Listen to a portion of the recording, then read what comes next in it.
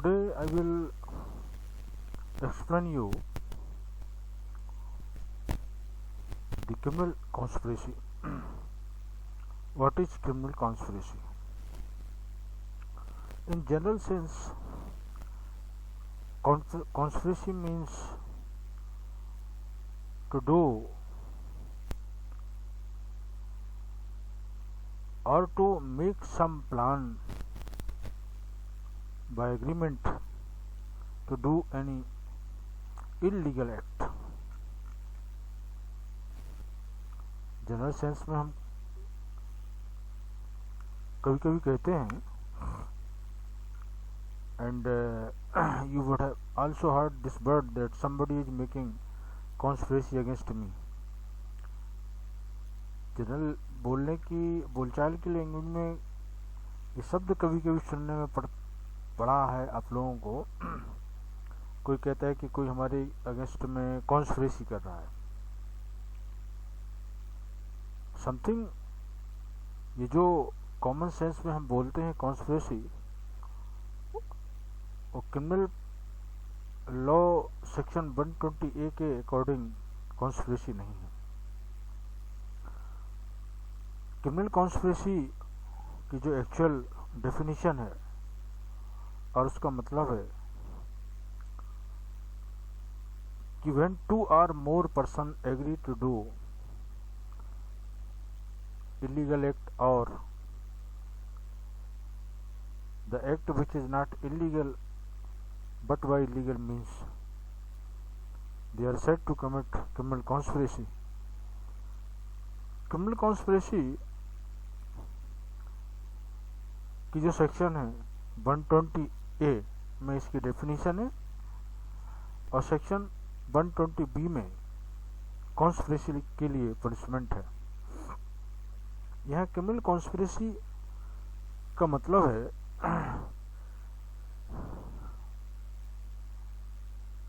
कि जब दो लोग, 2 or more persons agree to do or cause to be done first an illegal act or second an act which is not illegal but by illegal means, such an agreement is designated a criminal conspiracy, provided that no agreement except an agreement to commit an offence shall amount to criminal conspiracy unless some act besides the agreement is done by one or more parties to such agreement in pursuance thereof. Means as per section 120A of Indian Penal Code, conspiracy का मतलब है कि 2 or more person जब कोई agreement करें और वो agreement किसी इलीगल एक्ट करने का हो या और इलीगल एक्ट तो नहीं है बट उस किसी लीगल एक्ट को अगर इलीगल मीन्स से करने का भी एग्रीमेंट अगर है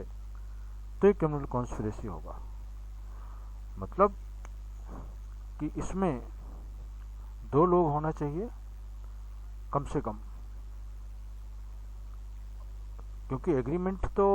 आप जानते हैं कि एग्रीमेंट का मतलब है कि एक प्रपोजल देता है और कोई दूसरा उसको एग्री करे, उसमें अपनी कंसेंट दे, या मोर देन 2 कोई ऑफर रखें और रेस्ट उस ऑफर को एक्सेप्ट करें, तो इसे हम एग्रीमेंट कहते हैं. जब यही एग्रीमेंट, एक बात और यहाँ इम्पोर्टेंट है कि एग्रीमेंट किसी भी एक्ट का, चाहे वो लीगल एक्ट का हो चाहे लीगल एक्ट का हो, एग्रीमेंट तभी पूरा होता है जब उस एग्रीमेंट के फैक्ट्स सारे लोगों को पता हो जो कॉन्स्पिरेसी कर रहे हैं। अगर किसी को एग्रीमेंट के फैक्ट पता नहीं है और वो आकर के बाकी जो कॉन्स्पिरेटर हैं उनको ज्वाइन अगर कर लेता है तो ये कॉन्स्पिरेसी के लिए वो जिम्मेदार नहीं होगा, बिकॉज ऑफ दिस कि उसने उस एग्रीमेंट को समझा ही नहीं है, और उस जब समझा नहीं तो उसने अब एग्री भी नहीं किया होगा। तो ultimately we can say to commit the offense of criminal conspiracy, there are some certain elements of this crime. They are first, two or more person, and there must be agreement among them, and the agreement must have accepted and consented by all, and the agreement must be of doing illegal act, or if the act for which agreement has been passed by them is not illegal act, but they are doing or they have been agreed to do any illegal act by they have been agreed to do legal act by illegal means, then too the criminal conspiracy will be committed. एक example के through मैं आपको बताता हूँ कि कैसे illegal act करने के लिए क्रिमिनल कॉन्स्पिरेसी होगा और किस तरह लीगल एक्ट को इलीगल मीन से करने पर क्रिमिनल कॉन्स्पिरेसी का ऑफेंस होगा। फर्स्ट एग्जाम्पल जो मैं इलीगल एक्ट करने का देता हूँ, suppose there are 4 person, A, B, C, D, ये 4 लोग हैं, and these all 4 person become agree to commit the murder of X. A, B, C, D 4 लोगों ने मिलकर तय किया कि X का मर्डर करना है, और इसके लिए सभी ने आपस में एक कंसेंट बनाई और उस एग्रीमेंट पर सभी एग्री हुए। तो ये क्रिमिनल कॉन्स्पिरेसी होगा बिकॉज ऑफ दिस कि उन चारों में एक सहमति बनी हुई है, एग्री हुए हैं सभी, और एक्स का मर्डर करने के लिए, मर्डर एक इलीगल एक्ट है, तो इसके लिए ये जो एग्री हुए हैं वो क्रिमिनल कॉन्स्पिरेसी की कैटेगरी में आएगा।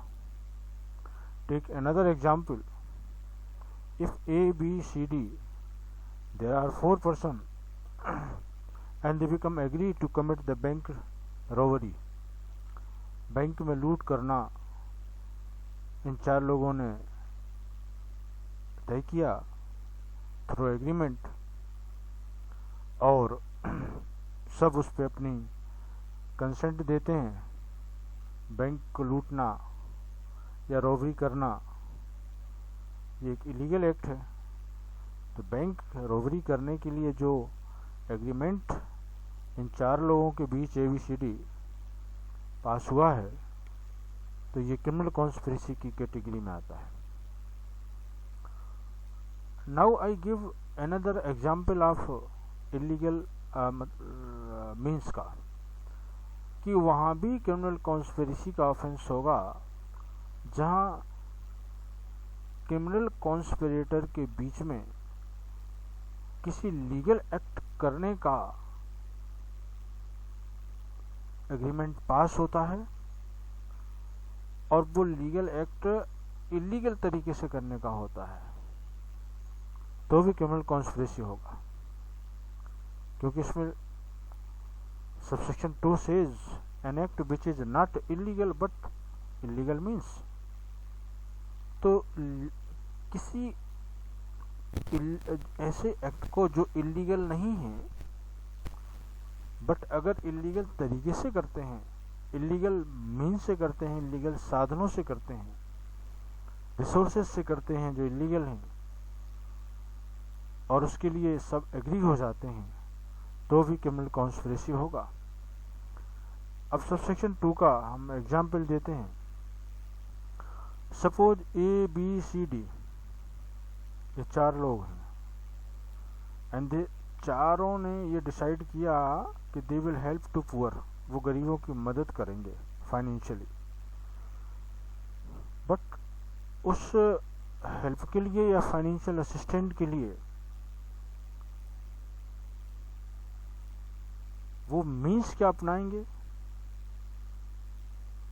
वो मीन्स वो उन्होंने डिसाइड किया कि हम सभी सोसाइटी के जितने भी वेल्दी पर्सन हैं, धनी लोग हैं, उनका वेल्थ हम फोर्सिबली उनसे स्नैच करेंगे, उनसे छीनेंगे और इस वेल्थ को, इस मनी को हम गरीबों में डिस्ट्रीब्यूट कर देंगे। तो यहाँ पर एक्ट तो वो ऑब्जेक्ट तो एक्ट का लीगल है, जैसे गरीबों को मदद करना एक लीगल एक्ट है, लेकिन जो तरीका, जो मीन्स वो फॉलो कर रहे हैं, वो मीन्स है फोर्सिबली किसी की प्रॉपर्टी को स्नैच करना, किसी की प्रॉपर्टी को छीनना, ये इलीगल मीन्स है। मीन्स सबसेक्शन 2 के 2 पार्ट हैं। एक पार्ट में अगर आप लीगल एक्ट कर रहे हैं और दूसरे उसमें कि भले ही एक्ट लीगल है लेकिन उसको आप इलीगल मीन्स से कर रहे हैं तो भी क्रिमिनल कॉन्स्पिरेसी होगा। इसमें एक कंडीशन है, लेकिन provided that no agreement except an agreement to commit an offence shall amount to criminal conspiracy unless some act beside the agreement is done by one or more parties to such agreement in pursuance thereof. It means कि सिर्फ agreement कर लेना से criminal conspiracy नहीं होगा, but उस criminal conspiracy या उस एग्रीमेंट के परसुएंस में अगर कुछ भी एक्ट नहीं किया गया है तो ये सिर्फ only it shall amount to plan only, it shall amount only to agreement but not criminal conspiracy. So to constitute completely the offense of criminal conspiracy, it is necessary that some act must be done in pursuance or in furtherance or in execution of the agreement. Take an example so that this proviso could be understood properly. That is, suppose कि A, B, C, D इन 4 लोगों ने एक room के अंदर plan किया कि वो bank को लूटेंगे, और ऐसा प्लान करने के बाद चारों अपने अपने घर चले जाते हैं और उस एग्रीमेंट के परसुएंस में कोई एक्ट नहीं करते हैं, तो ये क्रिमिनल कॉन्स्पिरेसी नहीं होगा। और एक्ट अगर जरा भी उसमें कर दिया जाता है, फॉर एग्जाम्पल इसी को लीजिए कि A, B, C, D 4 लोगों ने डिसाइड किया कि बैंक को लूटेंगे, और बैंक तक पहुंचने के लिए वो एक फोर व्हीलर हायर करते हैं। तो जैसे ही उन्होंने फोर व्हीलर हायर किया, क्रिमिनल कॉन्स्पिरेसी कंप्लीट हो गया। Because of this, proposal agreement क्या था, बैंक को लूटना, और उस एग्रीमेंट को इफेक्टिव बनाने के लिए उस एग्रीमेंट के परसुएंस में उन्होंने एक फोर व्हीलर भी हायर कर ली कि इसमें राइड होके इसमें बैठ करके वो बैंक तक पहुंचेंगे और रोबरी करेंगे। तो यहाँ पे क्रिमिनल कॉन्स्पिरेसी के लिए जरूरी नहीं है कि वही एक्ट किया जाए जो एग्रीमेंट में तय हुआ है, बट अगर उस एग्रीमेंट में जो कुछ भी डिसाइड हुआ है, जो भी एग्री किया गया है, उसको इफेक्टिव बनाने के लिए कुछ भी एक्ट कर दिया जाए तो क्रिमिनल कॉन्स्पिरेसी होगा। और कुछ भी एक्ट नहीं किया जाता है तो ये महज एग्रीमेंट ही होगा, एक प्लान होगा, और क्रिमिनल कॉन्स्पिरेसी का ऑफेंस नहीं होगा। फॉर एग्जाम्पल, एक केस अमृतलाल हजारा का इम्पोर्टेंट केस लॉ था, जिसमें there were some anti social elements and the numbers of culprits decided to commit offense against the government, and with this purpose they assembled in a room and collected some arms ammunition and started to prepare a bomb through which they will explode and disturb the society and overreach to the government. They were held liable for the criminal conspiracy because as soon as, in pursuance of their agreement, they collected some arms ammunition or started to prepare a bomb, forthwith the criminal conspiracy taken place completely. मतलब कि agreement हुआ कि government के against हम एक agitation, government के against हम एक ऑफेंस करेंगे, और उसके लिए उन लोगों ने कुछ बम बनाना चालू कर दिया। उस बम बनाने के मटेरियल के साथ उनको पुलिस ने अरेस्ट किया, और कोर्ट ने इसको माना कि ये क्रिमिनल कॉन्स्पिरेसी है, क्योंकि उस क्रिमिनल कॉन्स्पिरेसी का जो एग्रीमेंट हुआ था उसके एग्जीक्यूशन में इन लोगों ने बम बनाने के लिए कुछ जो रॉ मटेरियल कलेक्ट किया। इसका मतलब है कि एग्रीमेंट के परसुएंस में कुछ एक्ट हो गया है। सिमिलरली,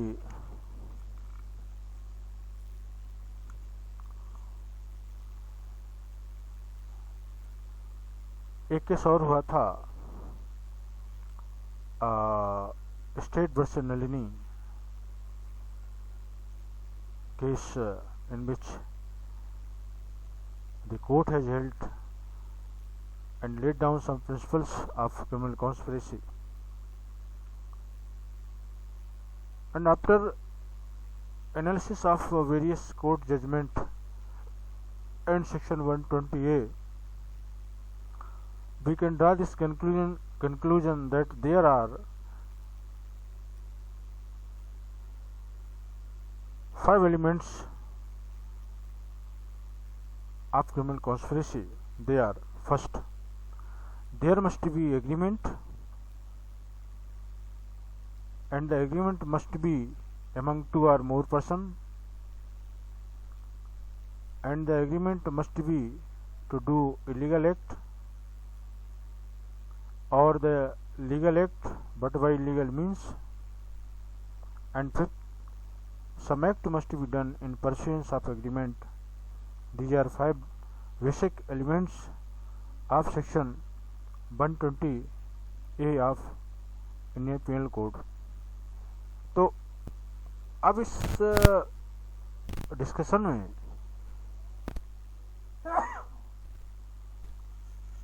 एक और लीडिंग केस हम आपके साथ डिस्कस करते हैं। उस केस का नाम है state versus Nalini. This case is known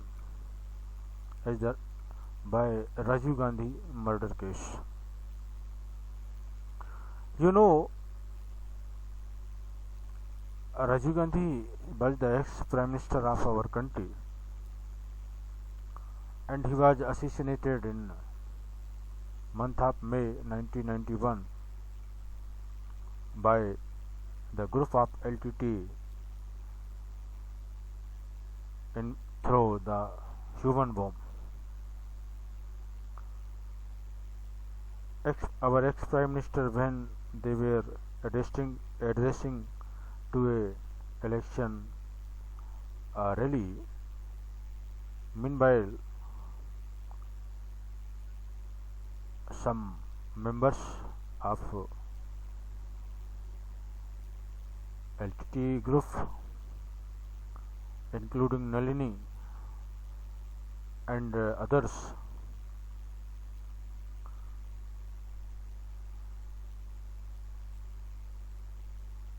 were held liable for criminal conspiracy of Rajiv Gandhi. इस केस में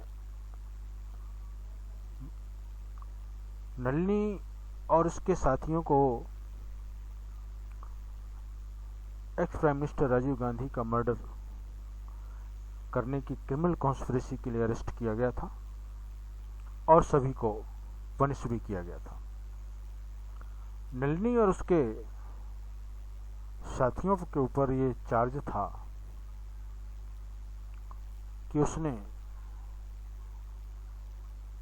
x prime minister Rajiv Gandhi का मर्डर करने की क्रिमिनल कॉन्स्पिरेसी की है और इस कॉन्स्पिरेसी में को करने में उसने एक सभी में एग्रीमेंट और आर्म एम्यूनिशन कलेक्ट किए और इस एपिसोड को अंजाम दिया. They were held liable for criminal conspiracy to commit the murder of ex-Prime Minister Rajiv Gandhi. तो क्रिमिनल कोर्ट का मानना था कि क्रिमिनल कॉन्स्पिरेसी के लिए ये जरूरी नहीं है कि the prosecution need necessary proof that the perpetrator expressly agreed to do and or caused to be done the illegal act. The agreement may be proved by necessary implication. Under section 120B IPC, इस case में कि जो criminal conspiracy का agreement है उसको prove करने के लिए जरूरी नहीं कि सारे कॉन्स्पिरेटर्स ने उसमें इफेक्टिव पार्ट लिया हो, बट अगर किसी ने भी उस एग्रीमेंट के परसेंस में कोई भी एक्ट किया है, जैसे इस केस में नलिनी और उसके लोगों ने, बाकी साथियों ने आर्म्स एम्यूनिशन कलेक्ट किए, प्रोक्योर्ड किए अपने बाकी साथियों को, तो इससे ये क्लियर है कि उस एग्रीमेंट के एग्जीक्यूशन में कुछ ना कुछ एक्ट किया गया है, so that criminal conspiracy has been taken place completely. Once again, I would like to give you some brief tips of criminal conspiracy. कि criminal conspiracy का ऑफेंस तब होता है जब दो या दो से 2 or more than 2 person agreement करें कोई. उस एग्रीमेंट का मतलब है वो सब उस एक कॉमन कंसेंसस बननी चाहिए उन सभी के बीच में, तभी एक माना जाता है कि एग्रीमेंट को सबने एक्सेप्ट किया है और सब उस पर एग्री हुए हैं. एक कॉमन कंसेंसस बनना, और ये कॉमन कंसेंसस इलीगल एक्ट करने की हो. इलीगल एक्ट, वो सारे एक्ट इलीगल हैं which are forwarded by law, या एक्ट तो लीगल है लेकिन उसको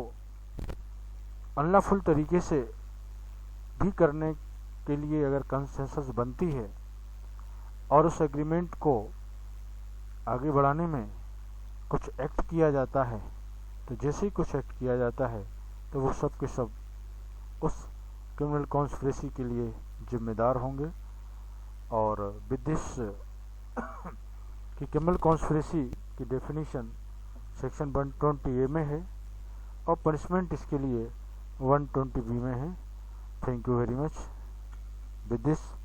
वी कंक्लूड अवर लेक्चर।